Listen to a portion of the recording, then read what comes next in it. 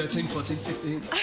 From parking illegally to speeding in a school zone, most of us have been stung with a fine or two in our time. Or 3, but is it possible to bypass these penalties? And what do you need to know before coughing up the cash? Consumer Affairs commentator Joe Ucukalo has got all the secrets for us. Great to see you again, Joe. Good morning. How much do Aussies fork out for fines annually? It's around $2 billion across Australia in fines each year. $2 billion? $2 billion. That's equivalent to every motorist getting fined $80 a year. Wow. And the number of fines that we're getting going up? Yeah, so you might think that, you know, we're getting more enforcement going on, more tickets being issued, and you'd be right.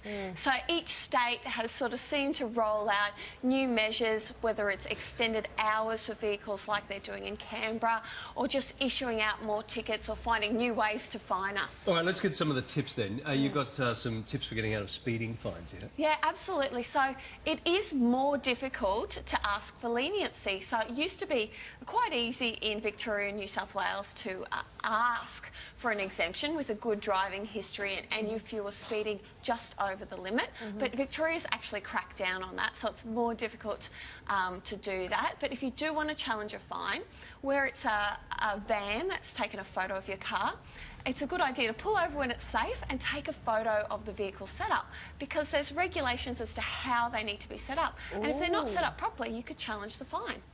Oh, that's clever. What about parking fines? So parking fines, they're notorious. What most people don't realise around the parking limit, so say it says 2 hours per zone for the day, that's actually the maximum time you can park in that whole entire zone all day. You can't just move your spot and expect to miss out on a ticket. Yes. That whole zone? That whole zone. How do we know what a zone is? Day.